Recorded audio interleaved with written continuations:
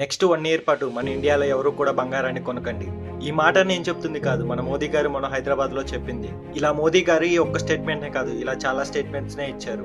Petrol మరియు diesel వినియోగాన్ని తగ్గించమని చెప్పారు. ప్రతి ఒక్కరిని వర్క్ ఫ్రం హోమ్ కి అలవాటు పడమని, పబ్లిక్ ట్రాన్స్పోర్ట్ ని ఎంత వీలైతే అంత ఎక్కువగా యూజ్ చేయమని, కుకింగ్ ఆయిల్ వినియోగాన్ని కాస్త తగ్గించమని చెప్పారు.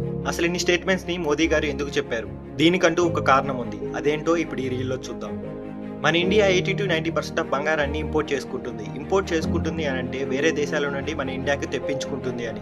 అంతేకాక 88% ఆఫ్ క్రూడ్ ఆయిల్ ని కూడా ఇండియా ఇంపోర్ట్ చేసుకుంటుంది. మరియు 50-60% ఆఫ్ కుకింగ్ ఆయిల్ ని కూడా మన ఇండియా ఇంపోర్ట్ చేసుకుంటుంది. ఇలా విదేశాల నుండి మనం ఇవన్నీ ఇంపోర్ట్ చేసుకుంటున్నాం. ఇలా విదేశాల నుండి ఇవన్నీ తెప్పించుకుంటున్నప్పుడు మనం వాళ్ళకి పే చేయాలి. ఇలా మనం వాళ్ళకి పే చేయాల్సి వచ్చినప్పుడు మనం వాళ్ళకి డాలర్లో పే చేస్తున్నాం, రూపీస్లో కాదు. ఫర్ ఎగ్జాంపుల్ వార్ జరుగుతుంది. వార్ వల్ల క్రూడ్ ఆయిల్ ధరలు భారీగా పెరిగాయి. అంతేకాకుండా మనం కూడా బంగారాన్ని ఎక్కువగా కొంటున్నాం. ఎక్కువ డాలర్స్లో మన దేశం వాళ్ళకి పే చేస్తుంది. ఇలా ఎక్కువ డాలర్స్లో పే చేయడం వల్ల మనకు ఎక్కువ డాలర్స్ అవసరం అవుతుంది. ఇలా డాలర్ మీద ఎక్కువ డిపెండ్ అయితే ఏమవుతుంది? డాలర్కి డిమాండ్ పెరుగుతుంది. డాలర్కి కనుక డిమాండ్ పెరిగితే రూపీ వీక్ అవుతుంది. ఈ కారణం చేతనే రూపీ విలువ డే బై డే తగ్గుతూ ఉంది. సో డిపెండెన్సీని తగ్గించడానికే నెక్స్ట్ 1 ఇయర్ పాటు బంగారాన్ని కొనడం ఆపండి. పెట్రోల్ మరియు డీజిల్ వినియోగాన్ని తగ్గించండి. కుకింగ్ ఆయిల్ వినియోగాన్ని కూడా కాస్త తగ్గించమని మోదీ గారు చెప్తున్నారు.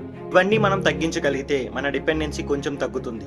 డిపెండెన్సీ తగ్గితే మన రూపీ విలువ పెరుగుతుంది అని మోదీ గారి ఉద్దేశం. మోదీ గారు చెప్పిన విషయాలన్నిటిపై మీ అభిప్రాయం ఏమిటో కామెంట్స్లో చెప్పండి.